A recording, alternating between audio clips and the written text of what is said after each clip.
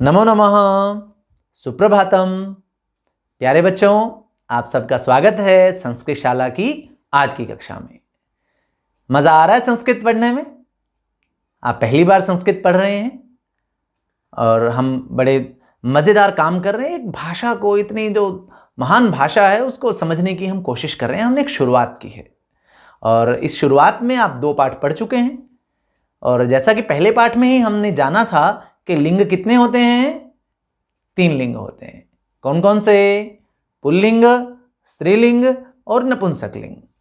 तो हमने पहले पाठ में कुछ पुल्लिंग शब्दों के बारे में पढ़ा था। उनका फिर वचन भी देखे थे कि एक वचन, द्विवचन, बहुवचन में किस तरह से उनको बनाया जा सकता है। उनका वाक्य में प्रयोग देखा था, छोटे छोटे वाक्य बनाए थे हमने। दूसरे पाठ में हमने स्त्रीलिंग शब्दों को देखा। और आज का हमारा विषय है आपकी 6ठी कक्षा का तृतीय पाठ शब्द परिचय भाग 3, जिसमें हम नपुंसक लिंग शब्दों के बारे में पढ़ने जा रहे हैं। तो आज हम इसी वीडियो में आपके इस पाठ का अभ्यास भी करेंगे, तो आप अच्छे से उसे समझने की कोशिश कीजिएगा। और हाँ, यदि आप हमारे चैनल पर आज नए हैं तो आप जल्दी से सब्सक्राइब बटन को दबा दीजिए और बेल आइकन को भी प्रेस कर दीजिए, जिससे हमारी सभी वीडियोस, आपके पाठों की और आपकी पुस्तक के गीतों की सभी वीडियोस आप तक पहुंचती रहें। तो चलिए शुरू करते हैं अपने आज के पाठ को।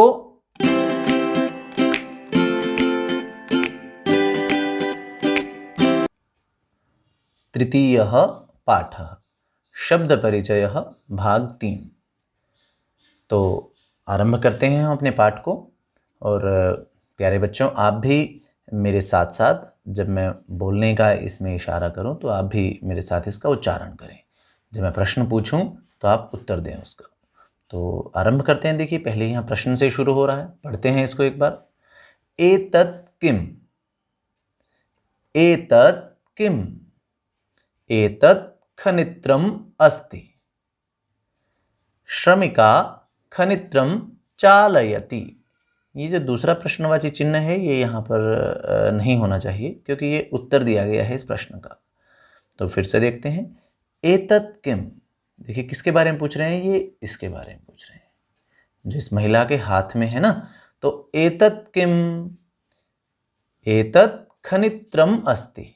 एतत् खनित्रम अस्ति। श्रमिका खनित्रम चालयति। देखिए अभी क्या कह रहे हैं कि एतत् किम, ये शब्द आपने पढ़े हुए हैं पहले, तो आप बता सकते हैं इनका अर्थ। यहाँ पर एतत् ये नया आया है, और किम, किम मतलब क्या, और एतत् मतलब यह क्या है। तो एतत् खनित्रम अस्ति। एतत् किम अस्ति? एतत् खनित्रम अस्ति। खनित्र मतलब खोदने के लिए जो यंत्र होता है, जिसे हम फावड़ा भी कहते हैं। तो यह फावड़ा है, यह कसी है, यह खोदने के लिए, खोदने का यंत्र है, खोदने का औजार है। तो श्रमिका खनित्रम चालयति, ये है श्रमिका, ये महिला जो है, ये महिला श्रमिक है। तो श्रमिका खनित्रम चालयति, ये इस फावड़े को चला रही हैं, ये इस कसी को चला रही है। तो प्रश्न देखिए क्या बन रहा है यहाँ पर। मैं पूछ रहा हूँ, आपने प्रश्न का उत्तर देना है। एतत् किम? एतत् खनित्रम। का खनित्रम चालयति? उत्तर दीजिए। का खनित्रम चालयति? श्रमिका। श्रमिका खनित्रम चालयति। एक और मैं प्रश्न पूछ रहा हूं यहां से। श्रमिका किम चालयति? श्रमिका किम चालयति? यहीं से उत्तर है, यहां से आपने ढूंढना है, और एक पद में ही उत्तर बोलना है सिर्फ आपने। तो श्रमिका किम चालयति? खनित्रम। देखिए पंक्ति में 3 शब्द थे, 2 आ चुके हैं प्रश्न में, तो एक ही बचा जो उत्तर में आ सकता है, तो वो है खनित्रम। आगे बढ़ते हैं। अब देखिए, अब कह रहे हैं कि तत् किम। अब जो समीप था उसे कहा हमने एतत्, और जो दूर है हमसे उसे हमने कहा तत्। तत् किम? तत् विश्राम गृहम अस्ति। तत् विश्राम गृहम अस्ति। किम अत्र भित्तिकम अस्ति? अत्र भित्तिकम न अस्ति। देखिए अब क्या इन्होंने बताया यहां पर। आपने भी मेरे साथ में इसको बोला होगा ज़रूर, नहीं तो आप बोलें अवश्य इसे। और क्या पूछा है कि तत्किम, वह क्या है।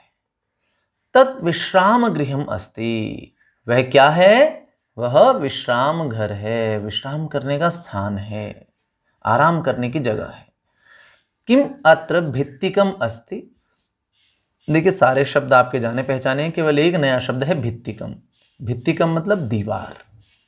क्या यहां पर दीवार है, तो उत्तर क्या आया, अत्र भित्तिकम न अस्ति, यहां पर दीवार नहीं है। तो इस प्रकार हम इसे समझ सकते हैं। और प्रश्न फिर मैं पूछ लेता हूं आपसे,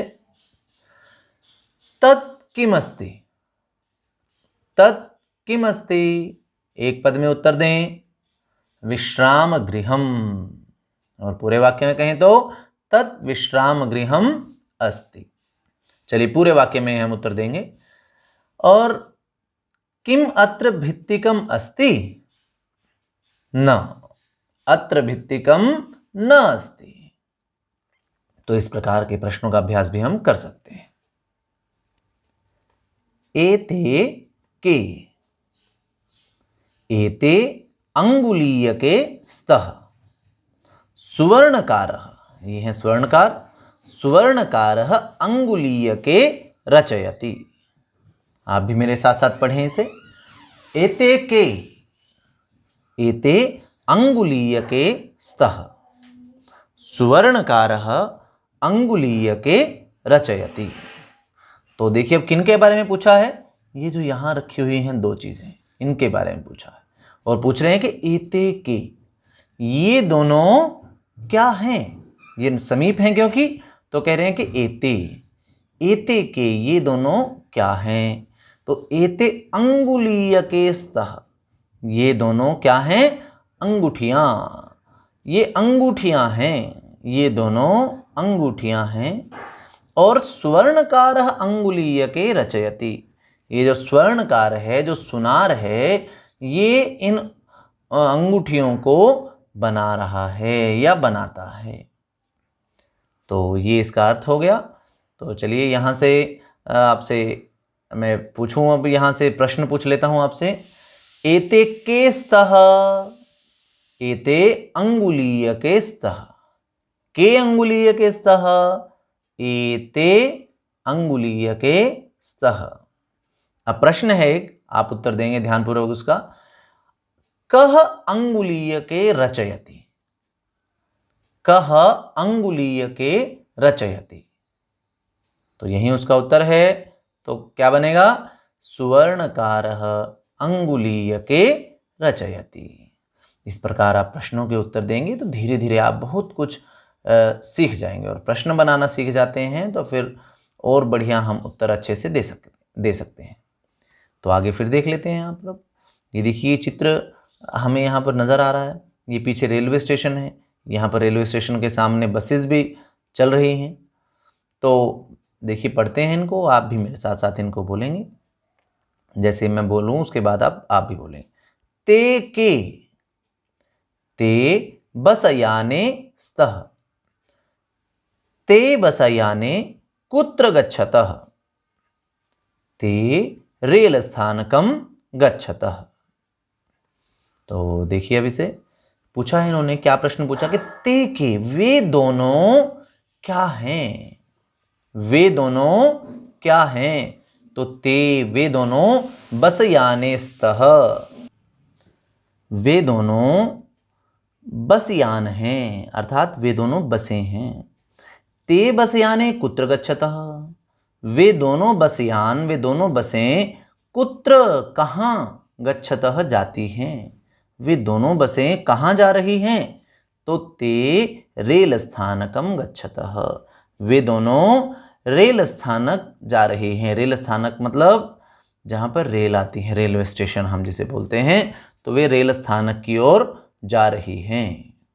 तो ये इसका अर्थ हो गया। कुछ प्रश्न पूछ लेता हूं मैं आपसे।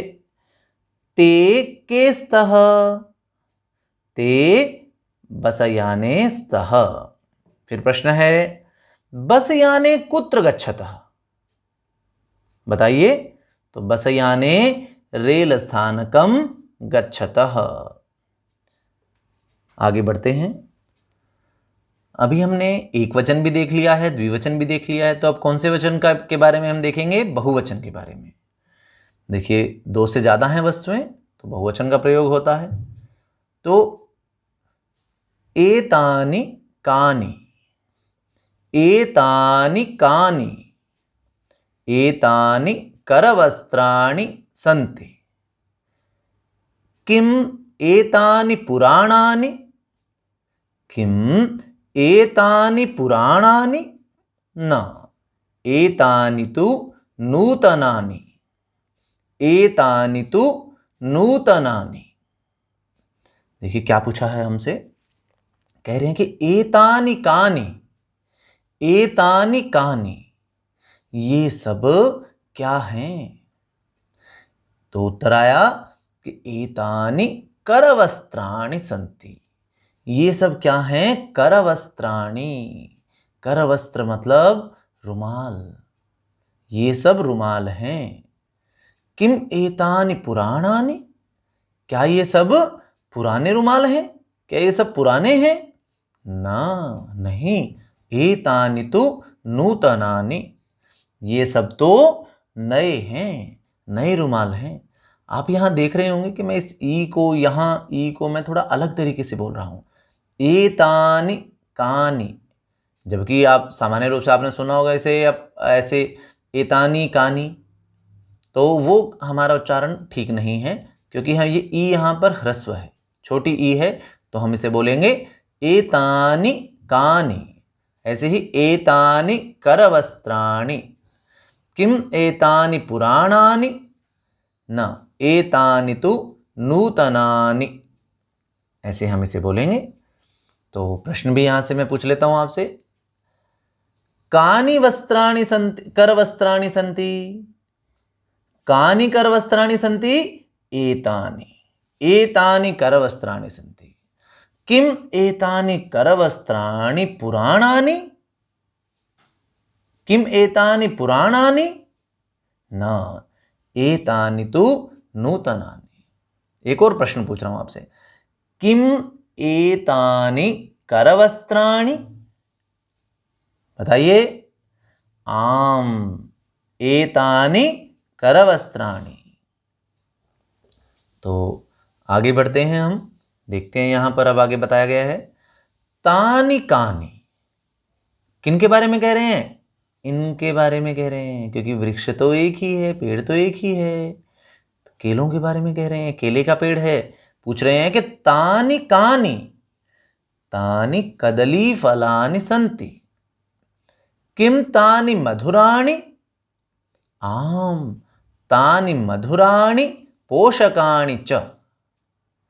देखिए क्या पूछा यहां पर कि तानि कानि, वे सब क्या है? तो तानि कदली फलानि सन्ति, वे सब तो कदली फल हैं, मतलब केले हैं, केले का फल है।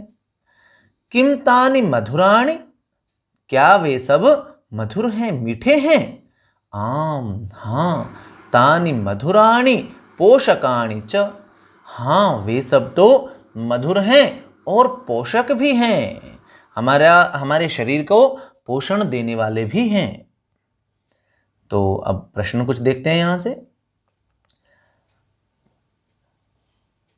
कानि कदली फलानि सन्ति, तानि कदली फलानि सन्ति, किम तानि मधुराणि, आम, तानि मधुराणि।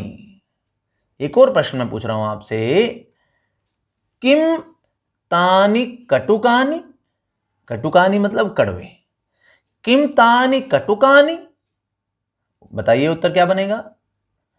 न तानि न कटुकानि, तानि तु मधुराणि। और किम तानि करवस्त्राणि, एक और ऐसे प्रश्न है, किम तानि करवस्त्राणि, न तानि करवस्त्राणि न, किम तानि कदली फलानि, आम, तानि कदली फलानि। तो इस प्रकार छोटे छोटे प्रश्नों के द्वारा हम इन सब को समझ सकते हैं, सीख सकते हैं।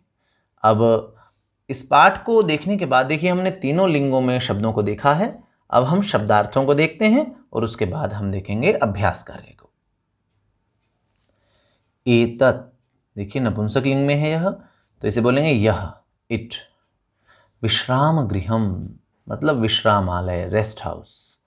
अत्र, यहाँ, हेयर। भित्तिकम, भित्तिकम मतलब दीवार, घेरा, फेंस या वॉल भी कह सकते हैं। खनित्रम, खनित्रम मतलब कुदाल या खंती या कसी भी कह देते हैं इसे। डिगिंग एक्स, इंग्लिश में कहते हैं इसे। श्रमिका मतलब मजदूरनी या महिला मजदूर, फीमेल लेबरर। चालयति, चलाती है, मूव्स या यूजेस। एते, एते मतलब ये दोनों, कौन दोनों? These two. बस याने, दो बसें, टू बसेस। कुत्र, कहाँ, वेयर। गच्छतः, जा रहे हैं या जा रही हैं, आर गोइंग। रेल स्थानकम, रेल स्थानक मतलब railway station, station railway station में बोलते हैं। अंगुलीयके मतलब दो अंगूठियां, टू रिंग्स। स्तः, हैं, और ये कितने हैं? दो हैं, ये स्तः दो के लिए आता है, आर। सुवर्णकारः, सुनार, गोल्डस्मिथ। एतानि, ये भी नपुंसकलिंग में और बहुवचन है। दीज, कदली फलानि, केले के फल, बनानाज। मधुराणि, मीठे, अच्छे, स्वीट। पोषकाणि, पोषक, नौरिशमेंट। करवस्त्राणि, रुमाल, हैंडकरचीफ्स। पुराणानि, पुराने, ओल्ड। नूतनानि, नए, न्यू। देखिए मैंने आपको छोटी ई का जब अंत में आए ह्रस्व ई, छोटी ई, तो उसको बोलना कैसे है, आप उसके पिछले स्वर पे अगर थोड़ा सा बलाघात करेंगे ना, थोड़ा सा जोर लगाएंगे, तो ये अपने आप आपको ठीक निकलेगी। जैसे नूतनानि, यदि आप यहाँ ज़्यादा ध्यान नहीं करेंगे तो फिर ये आपका बड़ा हो जाएगा। जैसे नूतनानि, आपने ऐसा सुना होगा बहुत सी बार कहते हुए, छोटी ई को बड़ी के रूप में हम बोल देते हैं बहुत सी बार, लेकिन वो ठीक नहीं है। तो हम पिछले स्वर पर थोड़ा सा ध्यान रखेंगे तो अपने आप सही निकलता है। नूतनानि, पुराणानि, करवस्त्राणि, ऐसे करके। तो चलिए अब शब्दार्थ हमने देखे हैं इस पाठ के, अब हम करते हैं इस पाठ का अभ्यास कार्य। अभ्यास कार्य में सबसे पहला जो प्रश्न है वो है उच्चारणम कुरुत। उच्चारण करना है, आपने बोलना है। तो हमने अभी उच्चारण इनका पूरे वाक्य के अनुसार किया था, और यहाँ पर कुछ नए शब्द भी हैं, आपको कुछ नए शब्दों के विषय में भी पता चल रहा है। तो एक बार बोल लेते हैं इन्हें हम। फलम, और मेरे पीछे पीछे आप भी बोलेंगे। गृहम, पात्रम, पुष्पम, द्वारम, विमानम, कमलम, पुस्तकम, सूत्रम, छत्रम, भवनम, जलम। देखिए नपुंसकलिंग शब्द हैं सारे ये, और आपने देखा होगा इन नपुंसकलिंग शब्दों के अंत में सबके पीछे क्या है? मां है। जब आप पुल्लिंग शब्द देख रहे थे आपने देखा था सब शब्दों के पीछे क्या था? विसर्ग थी। और स्त्रीलिंग शब्द देखे जब हमने तो उनके पीछे क्या था? आ था, जैसे लता, बालिका, महिला। और पुल्लिंग शब्दों के पीछे विसर्ग जैसे बालकः, रामः, गायकः, ऐसे। तो ये इन तीनों लिंगों के शब्दों की एक पहचान भी है। आगे बढ़ते हैं। ख भागः अस्ति इदानीं चित्राणि दृष्ट्वा पदानि उच्चारयत। पहले हमने बिना चित्रों को देखे ही पदों को बोला था, आपको बहुत सारे पद समझ नहीं आए होंगे कि वो क्या हैं। तो यहाँ हम देख लेते हैं कि ये किन के बारे में कह रहे हैं। तो चित्र भी देख रहे हैं और साथ में उस चित्र को कहते क्या है ये भी देख रहे हैं। तो आप ध्यान से देखेंगे, पहचानेंगे और मेरे पीछे बोलेंगे। पर्णम, क्रीडनकम, नारिकेलम, संगणकम, वातायनम, सोपानम। दोबारा देखें। पर्णम, क्रीडनकम, नारिकेलम, संगणकम वातायनम सोपानम। उद्यानम उपनेत्रम कंकतम। उद्यानम उपनेत्रम कंकतम। इनमें से ये सभी शब्द आपको मैं समझता हूं कि सही से समझ आ गए होंगे, कौन कौन से शब्द हैं, उनको क्या कहते हैं संस्कृत में। तो आप इन्हें थोड़ा सा ध्यान रखने की कोशिश करें। तो अब द्वितीय प्रश्न अस्ति इदानीं, और क भाग है उसका भी। और किम करणीयम् अत्र, ये तो आप पिछले दोनों पाठों में भी कर रहे हैं, ध्यान है ना। वर्ण संयोजनम कृत्वा पदम कोष्ठके लिखत। वर्णों का क्या करना है, संयोजन। देखिए जमा का निशान है ना, तो इन्हें जोड़ना है हमने, और जोड़ के यहाँ पर लिखना है, बस ये कार्य करना है। जैसे प अ प, र के बाद कोई स्वर नहीं तो र ऊपर चला गया, पर ण के बाद अ है तो ण हो गया पूरा, और म हलंत है, म के बाद कोई स्वर नहीं है तो म यहाँ आ गया, आधा हो गया, तो बन गया पर्णम। ऐसे ही हम आगे भी बनाएंगे। तो जब भी व्यंजन के बाद स्वर आएगा तो हम दोनों को मिलाकर इकट्ठा कर देंगे, और स्वर की ज़्यादातर आप देखते हैं कि मात्रा रह जाती है। तो ख अ, ख, न ई नी। अब त के बाद कोई स्वर नहीं है, त के बाद र है आधा, तो बन गया त्र, और पीछे अ है तो मिला दिया त्र, पूरा हो गया त्र वो, और पीछे है म। तो ख अ ख, न ई नी, तर त्र, और अ मिलकर त्र पूरा हो गया खनित्र, और पीछे म हो गया, तो बन गया खनित्रम। इस प्रकार हम एक एक जोड़ा बनाएं और उनको हम जोड़कर लिखेंगे। अब आगे बढ़ते हैं। प उ पू, र है, र के बाद आ है पूरा, ण आ, अणा बन गया, और न में ई तो नी, तो पुराणानी। आगे देखिए, प ओ पो, श अ श, क आ का, ण ई णी, तो बन गया पोषकाणी, पोषकाणी। ऐसे हम यहाँ पर भी ये शब्द ऐसे बनाते हैं। क अ क पूरा हो गया, फिर अंग, अंग के बाद कुछ नहीं है तो अंग आधा लिख दिया कंग, क में अ है तो क पूरा कर दिया कंक, त में अ है तो त पूरा हो गया त, और म पीछे हलंत है तो पीछे म लिख दिया हमने, बन गया कंकतम। क्या बन गया, कंकतम। ऐसे हम अक्षरों को जोड़कर शब्द बनाते हैं। समझ में आया आपके? तो अब हम करेंगे ख भाग में वर्ण विच्छेद को। वर्ण विच्छेद अर्थात अभी पूरा शब्द दिया हुआ है, वहां तो हमने जोड़ा था अक्षरों को, यहां पर शब्द दिया हुआ है, शब्द में से क्या अलग करेंगे, अक्षरों को। जैसे हमने यहाँ पर ये अलग किया हुआ है इसे, ऐसे ही हम करेंगे। जैसे व्यजनम को अलग किया हुआ है, तो आगे देखते हैं पुस्तकम को। अब यहाँ पर भी जैसे हमने अब जो जोड़ा था, अब एक एक अक्षर को देखते हैं जिसमें जो स्वर मिला हुआ है और नहीं मिला हुआ। तो जैसे पुस्तकम में सबसे पहले क्या है, पू, तो पू में क्या मिला हुआ है, प जमा उ। फिर क्या है, स, और स कैसा है, आधा है, इसका मतलब इसमें कोई स्वर नहीं जुड़ा हुआ है, तो स हलंत। फिर त में क्या है, त पूरा है, क्योंकि जब पूरा है तो उसमें कोई ना कोई स्वर मिला हुआ होगा, तो जिसकी मात्रा दिखाई नहीं दे रही है तो इसका मतलब वहां पर अ ही जुड़ा हुआ है। तो पुस्त, त में क्या है, त जमा अ, और क में क जमा अ, और पीछे रह गया म, तो जमा म। ऐसे हम कर देते हैं इसे।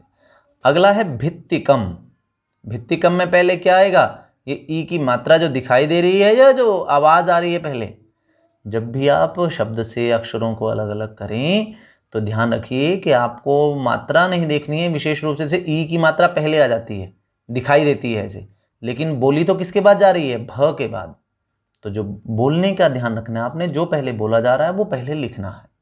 तो भित्तिकम में भी है, भी, भ जमा ई, और भ को कैसा कर देंगे, हलंत। हलंत का मतलब है कि वो अक्षर आधा है, और क्यों आधा किया, क्योंकि हर व्यंजन आधा है। ये तो याद होगा आपको, पहले भी हम बात कर चुके हैं। तो आगे है भित्ति। अब ये देखिए, त जो है यहाँ पर दो हैं, एक आधा है एक त पूरा है, और फिर उसमें ई की मात्रा मिली हुई है, इसलिए भित्ति, दो त की आवाज आ रही है। तो भ जमा ई हमने लिख दिया। अब लिखेंगे त को हलंत कर दिया।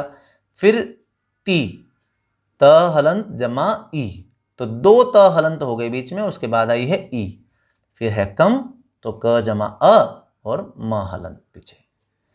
तो नूतनानि, नूतनानि में नू है सबसे पहले, न जमा उ, फिर त है तो त जमा अ, ना है तो न जमा आ, और नी है तो न जमा ई, नूतनानि ऐसा बन जाता है। वातायनम, वातायनम, तो व जमा आ, वा हो गया। फिर आगे ता में क्या है, त जमा आ, य में क्या है, य जमा य हलंत जमा अ, और न में क्या है, न हलंत जमा अ, और अंत में म। तो अंतिम देखते हैं अब उपनेत्रम। उपनेत्रम में सबसे पहले है उ, अब उ तो स्वर है, तो उ का उ ही यूं का यूं आ गया उ। आगे है प, प में क्या मिला हुआ है, प हलंत जमा अ। ने में क्या है, न हलंत जमा ए। त्र में क्या है, त हलंत र हलंत जमा अ, और अंत में है म, तो ये म हलंत हो गया यहाँ पर। तो इस प्रकार हमने देखा कि इन शब्दों को हम अलग अलग करके, इनके अक्षरों का, इनके वर्णों का विच्छेद करके हम कैसे कैसे लिख सकते हैं। अब आगे बढ़ते हैं अपने तृतीय प्रश्न की ओर। तृतीयः प्रश्न, चित्राणि दृष्ट्वा संस्कृत पदानि लिखत। ये कुछ चित्र दिए गए हैं यहाँ पर, और चित्रों के नीचे आप देख रहे हैं रिक्त स्थान है। अब आपको इन चित्रों को क्या कहते हैं, जो चित्रों में जो वस्तु है उन्हें क्या कहते हैं, ये आपको लिखना है यहाँ पर। तो चलिए हम आपकी सहायता कराते हैं इसमें। कुछ शब्दों का आपका परिचय है पहले, तो मैं समझता हूँ उन्हें आप लिख भी पाएंगे। तो जिस करते हैं इसे यहाँ पर। ये क्या है, किमस्ति आम्रम, एतत् किमस्ति पत्रम, एतत् किमस्ति व्यजनम, एतत् किम, ये तो आज पाठ में पढ़ा है आपने अभी, किमस्ति करवस्त्रम, एतत् किम सूत्रम, और अंत में क्या है यह, छत्रम। इस प्रकार देखिए बहुत सारे शब्दों का परिचय आपको प्राप्त हो रहा है, तो आप इन्हें ध्यान रखिएगा। आरंभं कुर्मः। चतुर्थः प्रश्नः, चित्रं दृष्ट्वा उत्तरं लिखत।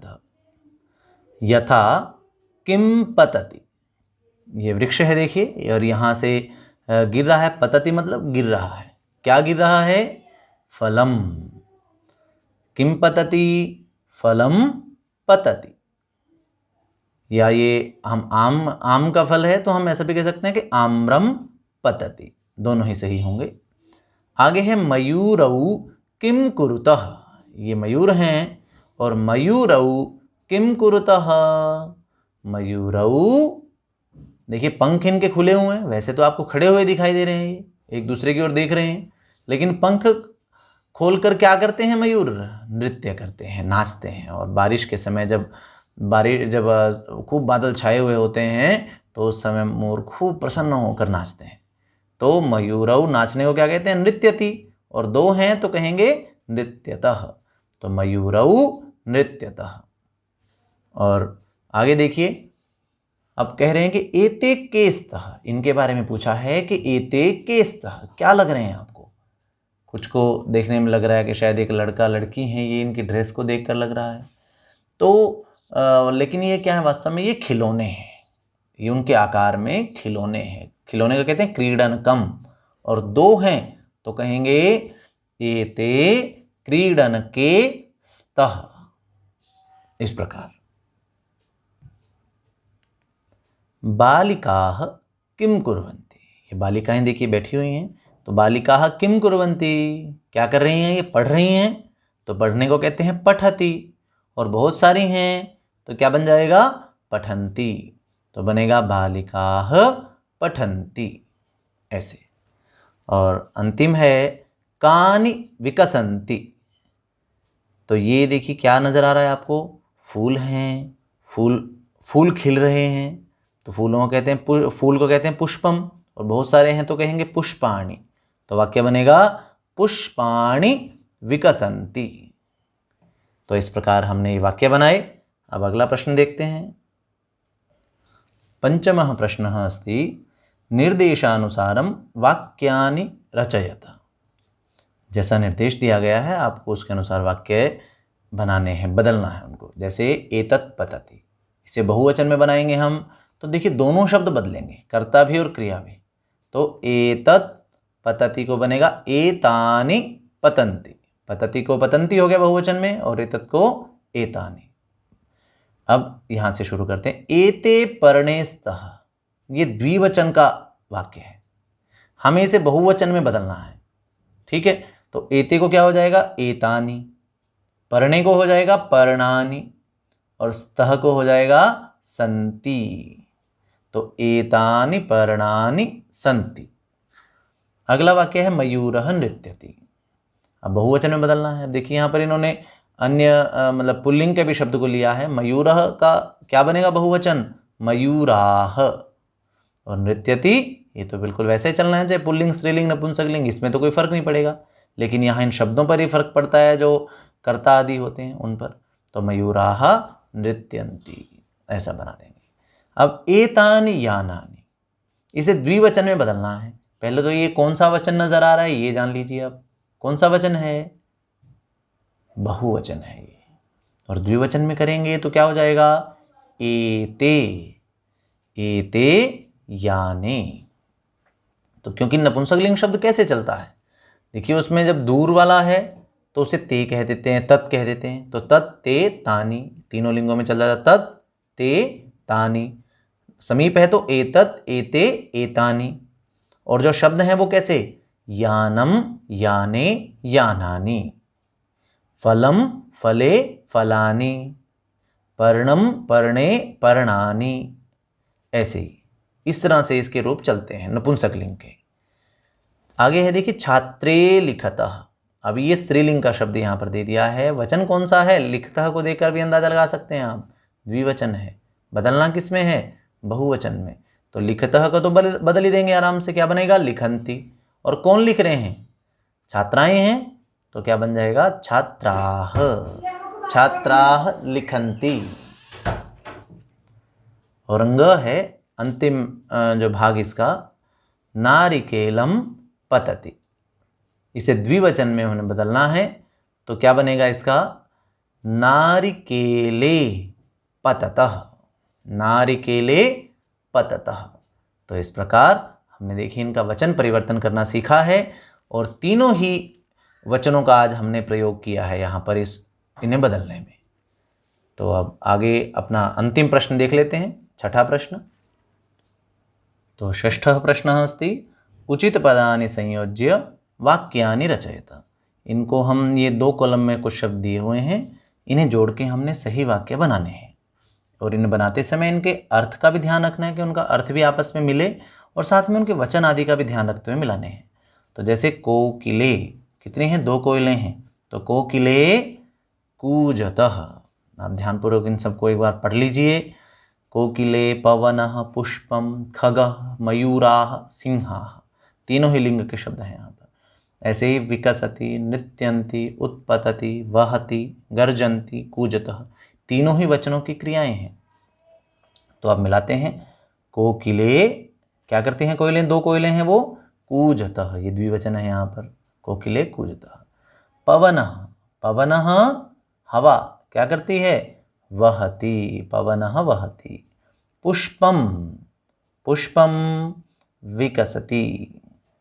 खगः पक्षी क्या करता है, उत्पतति। मयूराः, मयूराः किं कुर्वन्ति, मयूराः और सिंहाः रह गए हैं, बहुवचन आना है। तो मयूराः नृत्यन्ति और सिंहाः गर्जन्ति। इस प्रकार हमने इन सब का मिलान किया, वाक्य बनाए।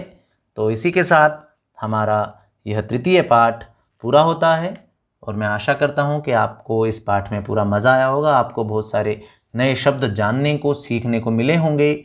अब आपने क्या करना है, आप इनको अच्छे से आप पढ़ लेंगे। आपने स्क्रीनशॉट ले लिए होंगे, न लिए हों तो आप ले लें वापस जाकर, और इसे अच्छे से अपनी कॉपी में भी आप लिख लें। और इन तीनों को ही, पुल्लिंग, स्त्रीलिंग और नपुंसकलिंग, 3 पार्ट हो गए हैं। तीनों को अब एक साथ समझने की कोशिश करें कि पुल्लिंग शब्द कैसे चल रहे हैं, स्त्रीलिंग शब्द कैसे चल रहे हैं और नपुंसकलिंग शब्द कैसे चल रहे हैं। तब आपको ये और अच्छे से समझ आएगा। तो हमारा यह पाठ, हम अब अगले पाठ के साथ आपको मिलेंगे, आपकी एक नई वीडियो के साथ। आप अपना ध्यान रखिए, स्वस्थ रहिए, आनंदित रहिए। धन्यवाद।